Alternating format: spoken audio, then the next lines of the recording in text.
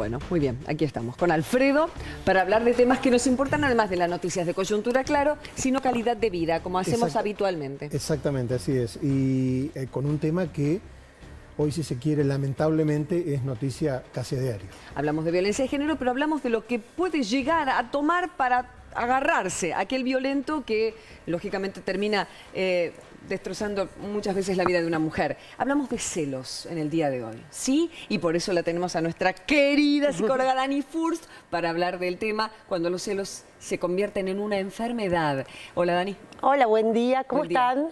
Vamos a definir celotipia. Celotipia. Bueno, vamos a hacer una distinción bien clara. Los celos son normales. Uno siente celos cuando siente amenazada cierta situación de amor, cuando uno siente que puede perder al otro, y esto es normal, sobre todo en la primera infancia. Ahora, en la vida adulta muchas veces aparece este trastorno que está más presente de lo que uno cree, y sobre todo en las situaciones de violencia, que es la celotipia. La celotipia no son celos normales. La celotipia tiene que ver con celos patológicos. Y cuando hablamos de celos patológicos, estamos hablando de celos obsesivos que tienen un tinte delirante. ¿Qué significa esto? La persona que padece este trastorno empieza a interpretar cualquier situación, cualquier señal como amenazante. Y esto está basado en ideas falsas. Ahora, ¿qué es lo que sucede? Empieza a actuar como si esto fuera cierto. Cuando hablamos de un trastorno tan grave, en realidad estamos hablando de certezas. Porque cuando uno puede de repente sentir celos normales, uno puede dudar, y la palabra, la conversación con el otro puede descomprimir la situación.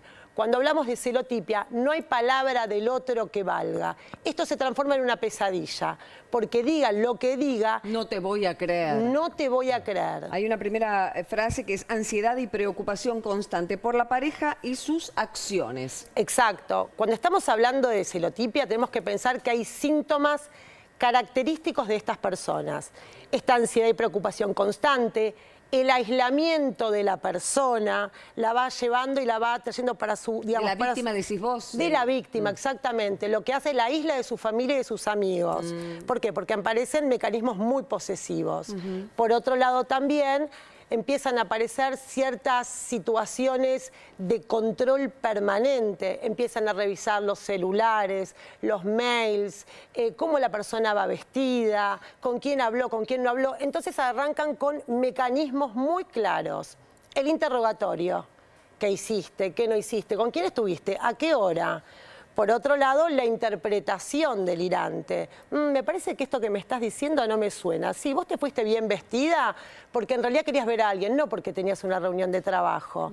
Entonces, y esto aparte empieza con mucha insistencia.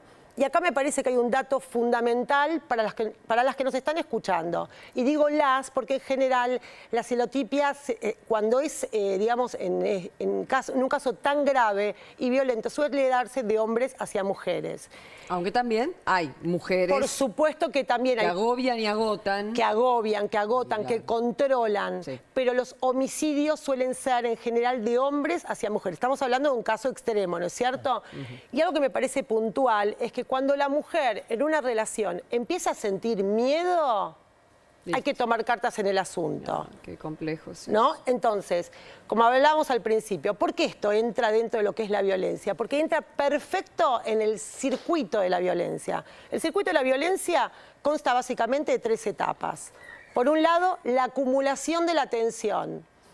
Digamos, el celoso empieza a ponerse irritable, con cambios de comportamiento, enojado, con cierta agresividad verbal, la explosión de la agresión, donde aparece propiamente dicha la violencia, ¿no? Ya sea física y psicológica, y por último, el arrepentimiento y la luna de miel.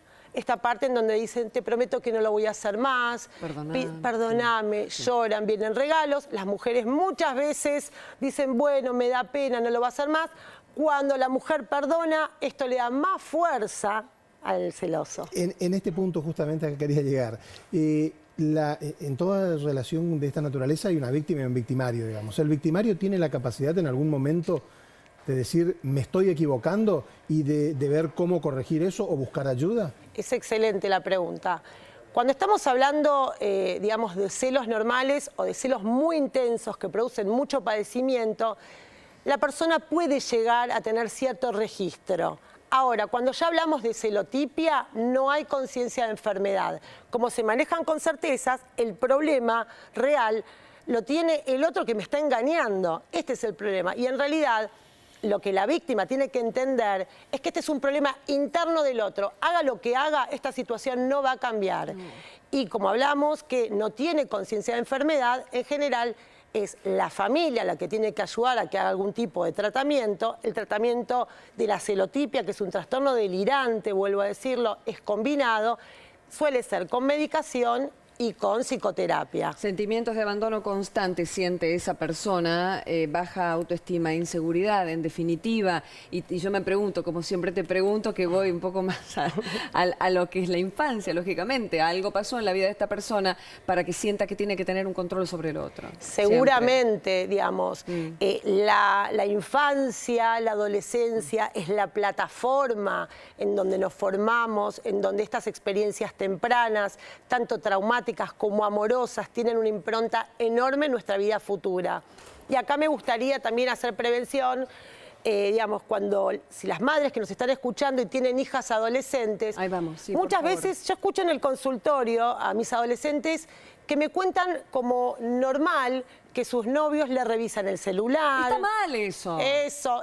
Está mal porque es su privacidad. Sí. Entonces me dicen, no, porque me acompaña a todos lados, es divino. Y en realidad la acompaña a todos lados porque la está controlando. Claro. Entonces digo, esto que vos hablabas en relación a la infancia.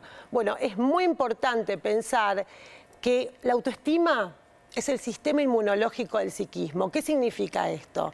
En relación a cuánto nos queremos, a cuánto nos valoramos, a la imagen que tenemos de nosotros, es lo que nos va a permitir cuidarnos. Entonces, muchas veces las víctimas de la celotipia, lo que les falta o lo que les falla es un sensor, es una señal que le diga no te estás cuidando. Bien, genial. Y la próxima, dejemos abierto esto, de cómo los padres estamos trabajando en eso, con los adolescentes, a través de los medios electrónicos, cuando ponemos aplicaciones que persiguen a nuestros hijos, sí. ¿no? Por la inseguridad, pero no los dejamos en paz. Bueno, también es todo un tema. Uy, ¿cuánto tenemos para hablar, Furst? Gracias. Gracias.